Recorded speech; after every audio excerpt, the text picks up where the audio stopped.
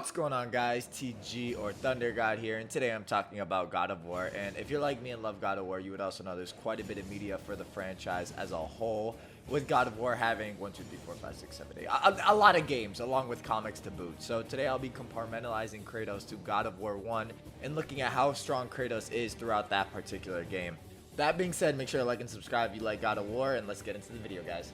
Now, I may mention other games throughout this video, but the main focus will be on Kratos throughout God of War 1 and how strong he is throughout that game. There are prequel games where Kratos displays other abilities and such, but I will not be talking about those as I kind of want to make it easier to digest for people and not throw literal scans on scans of stuff. So just wanted to clarify that before we got started. Now, before we discuss Kratos and his feats / abilities he displays throughout the game, I want to discuss his trademark weapon, the Blades of Chaos. The Blades of Chaos are ridiculously broken in the God of War series. Everybody knows this and recognizes them as these cool weapons that beat down gods, but on top of granting Kratos power above his considerably natural gifts, they allow him to regenerate any damage taken and any stamina lost when taking a creature's life. On top of being a continuous source of replenishment for Kratos in battle, the blades are also powered up from the lives of any creature, which is consistent considering they're powered up via red orbs dropped from enemies throughout each game. Unable to be broken, nicked, or dulled, they truly are a complete weapon fitting for a demigod. Now, we begin the game with a cutscene of Kratos taking a nosedive into the sea, where we cut to 3 weeks earlier on the Aegean Sea. Here we see Kratos taking on some humanoid soldiers, and in typical God of War fashion, brutally ending their career. Kratos then goes below after clearing the top deck, only to be confronted by a giant serpent head emerging from the ship, a Hydra head. Now, the Hydra Kratos fights here is not the original. Hercules defeated that one. This is a freshborn Hydra spawned off Typhon and Echidna. Titan Zeus had defeated imprisoned in the earth far deeper than Tartarus, who are also the ancestors of most of the perversions that Ares sets loose upon Kratos, like the Hydra. Kratos discusses how the Hydra would have broken any other hero's arms if Kratos had not had the chains from the Blades of Chaos fused to his bones, saved by the God of War himself. There's even a moment in the conversation where Kratos thinks this Hydra might actually send him to Hades' embrace. Kratos does, however, defeat this Hydra head, eventually meeting with the ship captain along with some common enemies later. Kratos continues his bout with the Hydra head in a bit of a back and forth, with Kratos progressing along the ship to fighting back the Hydra. Athena even makes a note in a conversation with Zeus that she believes Kratos is nearly indestructible, and something like this is very well within his abilities. Kratos is then called upon by Poseidon, who requests Kratos to kill the beast, granting him the magic Poseidon's Rage. Poseidon's Rage having the ability to vaporize opponents such as the Cyclops. The reason this could be considered vaporization as there's not even smoke left due to how thoroughly the Cyclops as well as nearby wraiths had been burned, leaving behind a gaped pit 100 feet deep and almost as wide. Some people are not of the opinion that Poseidon's Rage allows Kratos to vaporize enemies, which, is an interpretation. You could also chalk it up to be more of a deconstruction ability, the ability to break something down into smaller parts. An example of this is Thanos using the Infinity Gauntlet to disintegrate half the universe. Regardless, the magic itself is very strong.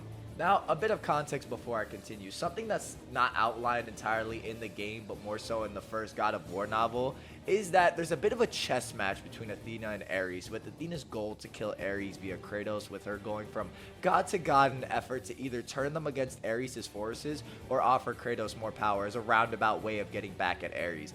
Ares also responds to this, convincing each god Athena is in the wrong, coming to agreements with them to stay neutral. Kratos even theorizes the reason Ares attacks Athens in the game is a plot to diminish Athena's power by killing her worshippers. The reason this is so roundabout is because Zeus enforces a law that no god may kill another, which even he is held by. The rule was created due to the Titans killing each other, eventually leading them to ruin, a mistake Zeus does not want to repeat for himself. After some more level progression, Kratos finally makes it to the Master Hydra head, dwarfing all others in size. Kratos eventually defeats the Master Hydra head through an intense bout with the assistance from the magic Poseidon provided. Kratos is then directed to Athens, which is under siege by Ares. Kratos' final task after 10 long years of service is to kill the God of War. Kratos makes his way to the gates of Athens, fighting through hordes of Ares' minions. Among them are the infamous Minotaur and Giants. Eventually, he makes his way underground, where he is called upon by Aphrodite, claiming his cramped powers aren't enough to defeat the minions of Ares. Kratos is told he must earn such a gift from her, and to do so he must slay Medusa, Queen of the Gorgons. Kratos battles and defeats the Gorgon, and with his victory he gains access to Medusa's gaze, allowing him to petrify any enemy he turns the head of the Gorgon to. Even more interesting, however, is Kratos also displays a resistance to petrification, as Medusa attempts to turn him to stone multiple times throughout the fight, with the player being able to stand in the beam for a prolonged period of time. If by chance Kratos is fully turned to stone, he can actually just break himself out as well. Very clear resistance to petrification, as well as the ability to dish it out. After making it through the city, Kratos meets with the Oracle of Athens, who tells him to find her temple to the east and she will reveal how to kill a god. Kratos encounters Ares with a terrible army moving towards Athens. Kratos travels along the road to Athens and into the city itself, going through hordes of minions from Ares. This is until he's called upon by the king of the gods himself, Zeus. Zeus notes how Kratos grows stronger as his journey continues. This is a common theme in each of the God of War games, as Kratos gets numerous amps throughout each installment. Zeus then offers Kratos the power Zeus's Fury, allowing Kratos to summon bolts of lightning in his hands and throw them at distant enemies. Zeus performs a feat with his own lightning bolt in the novel, throwing it at Ares when Ares blatantly ignores the king of the gods. Ares is in Egypt during this scene, more specifically close to the pyramids. We'll be using the distance between Mount Olympus and Cairo, with a distance of 13,806.419 kilometers, and Zeus's lightning bolt crossing the distance in 1 through 5 seconds. You can get a bit of a high ball and a low ball estimate for this feat. Using distance over time in the 5-second interval, the lightning bolt would have traveled Mach 8050 rounded down, and using the 1-second interval, the lightning bolt would have traveled Mach 4252 rounded up. This is ridiculous low ball for the God of War series, especially considering the essence of Hyperion, a light speed short burst dash performed by absolute fodders with only a fraction of Zeus's power. It would also be consistent for Kratos to reach these speeds at the very least in short bursts, especially considering he has access to the Hermes rush in the game, stated to give him speed equal to Hermes. Hermes being able to bring all the dreams to mortals when they are asleep and guide the souls of those who have died back down to the underworld, all in real time. This would be massively beyond the speed of light, but keep in mind this is a dash in the game and may not scale to Kratos' other stats like his reaction time per se. After obtaining Zeus's Fury, Kratos travels deeper into the city, dropping a bridge, catching bodies, the usual, until he comes across the Oracle, who gets abducted and must be saved again. Kratos eventually makes it to her temple, where he travels inside, catches a few more bodies, does some parkour, and does eventually save the Oracle, who tells him he must obtain the only item that will allow him to kill a god. Kratos heads through the desert of lost souls, having sands and winds strong enough to rip flesh from the bones of normal men. Kratos along the way battles 3 sirens, the sirens being infamous for controlling the minds of men with their singing. Kratos not faltering after hearing the melody from the 3. In the novel, it's discussed a little bit more that Kratos almost goes mad with lust, but does overcome it via the power of Zeus. This would be a resistance to mind manipulation, very similarly how Vegeta in Dragon Ball is able to resist Babidi's mind control.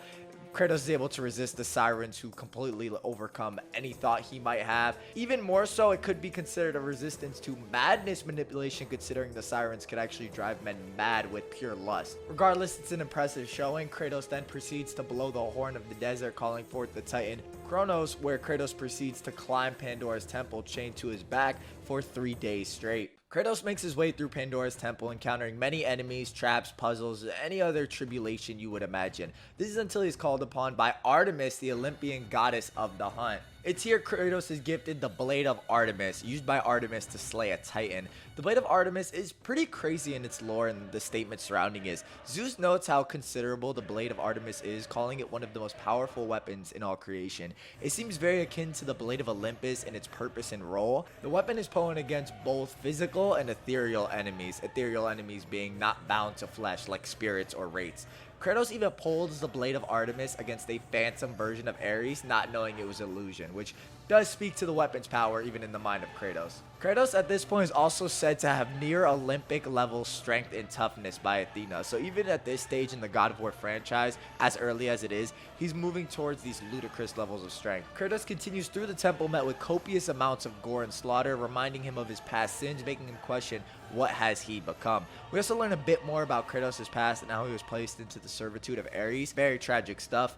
Kratos then acquires Poseidon's trident, allowing him to breathe underwater indefinitely, allowing him to become a denizen of the underwater kingdom. Kratos is met with Pandora's guardian, a mechanical bull-like humanoid set to guard Pandora's box. This is the temple's minotaur covered in armor that Kratos had to break down in order to defeat it. After defeating the mighty bull, Kratos then encounters Hades, who offers Kratos the ability, the Army of Hades. It allows Kratos to summon the souls of Hades' army from the underworld. Acquiring more and more abilities and power, Kratos makes his way through the upper levels of Pandora's temple with more climbing, swimming, chopping wood, the usual. Kratos finally reaches Pandora's box, which Ares senses and subsequently throws a stone pillar across the world, quote unquote killing Kratos and sending him to the underworld, where Kratos refuses to fall into the river Styx and thus making his way back to the surface through the path of Hades, being assisted by a nameless gravedigger. We do know from God of War 2, however, that this gravedigger is actually Zeus in one of his infamous disguises. Kratos had traversed the desert of lost souls, bested the deadly traps of Pandora's temple, and escaped Hades itself, but there was only one task left. Kratos then shoots the box down from Ares' grip, opens it, and gains the power of gods. Kratos grows to a mountain-like size where him and Ares shake the ground in mountains just from normal dialogue. Ares and Kratos begin with a kaiju-like battle where they duke it out, with Kratos using all the skills and abilities he gained throughout his journey. I do want to make note that Kratos did need Pandora's box to stand a chance against Ares. Even before he got the box, he thought no weapon in his arsenal, even the Blade of Artemis, would have been effective against Ares, so this is a very necessary power-up. Midway through the fight, however, when Kratos seems to be getting the upper hand on Ares, Ares proceeds to create what appears to be a pocket universe of Kratos' past where he fights to save his family from himself. Some people believe that Ares actually created his own universe here as there's stars in the background. You could also chop it up to this simply being an illusion he created for Kratos, as the minute the illusion ends, Kratos is just where he was in the illusion, so it was all more so a mental attack. Regardless of what you believe, Ares robs Kratos of the Blades of Chaos. He will have no power, no magic, nothing. Kratos, however, has not been abandoned by the gods of Olympus just yet, the gods giving him one last chance in the form of a giant sword. With it, Kratos exacts his vengeance on the god of war, Ares emanating a giant explosion upon his death. This explosion has actually been calced to be island level plus, which is ridiculous lowball for characters like Ares, but more acceptable when considering this is just his corpse exploding. Similar to how other gods have other side effects when they die, such as the seas rising due to Poseidon's death, despite Poseidon being one of the stronger gods of Olympus. So the feats performed by these gods and their deaths is not indicative of what they're able to do with their full capabilities. It's not even close.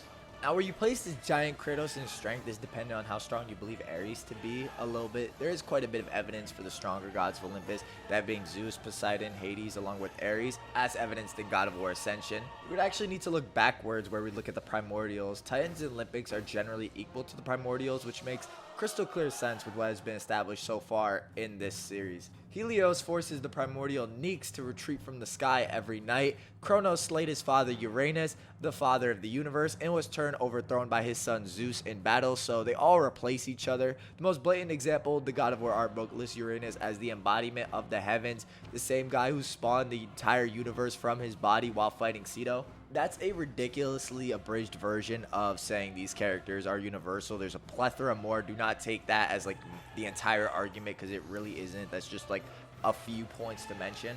That would also be Kratos only after opening Pandora's box, which is, you know, part of the game but not the main focus, as we're more so looking at him when he's in one of his weaker demigod stages. Kratos has thus had his sins forgiven by the gods, but they will not relinquish him from his memories, the painful nightmares, so he attempts to jump off a cliff, ending his misery once and for all. The gods obviously cannot allow this, so they save him, and it's hypothesized that this was Zeus's plan actually all along, and Kratos becomes the new god of war, gaining the blades of Athena, which Kratos goes on to use in later games. Pre-Pandora's box, Kratos had gained many abilities throughout his journey, including but not limited to life, energy, and power absorption via the Blades of Chaos, petrification via Medusa's head, vaporization, or if you want to downplay it, deconstruction via Poseidon's rage, underwater breathing, Poseidon's trident, electricity manipulation, Zeus and Poseidon's power, fire manipulation, the Blades of Chaos, energy projection, the Blade of Artemis, rage power drawn from Kratos' anger, regeneration, and so on. Along with these hacks, he also gains quite a bit of resistances, such as resistance to petrification, Medusa boss fight, resistance to mind manipulation, you know, madness manipulation, resistances to electricity, resistances to literally dying. He just comes back from the realm of Hades. He just comes back. Like, he just gets up, he walks out. It's what? This is, of course, excluding any games or comics that take place before this one in the timeline, as of course there are some that take place, and there are ability hacks and resistances Kratos has in those as well. God of War 1 is more so a game where Kratos gains some of his innate abilities, rather than a lot of the reality-breaking feats he performs in a lot of the other games, aka God of War 2 and 3 and like any other ones. This is clearly not a representation of Kratos as absolute peak, but more so an outline of what his earliest iterations and like what he looks like in one of his very, very bare bones base stages. Let me know if you guys enjoyed this video. Like and subscribe if you did. And if you want a video for God of War 2, I think that would be way crazier. That would be, oh my gosh, bro. Like, it's so much more in God of War 2. Like, I almost want to skip to God of War 2 because of how much more it has. But let me know if you guys want to see that by, you know, liking, sharing the video, all that, whatever. Man, just you do you, bro. But I'm going to catch you later. Bye-bye.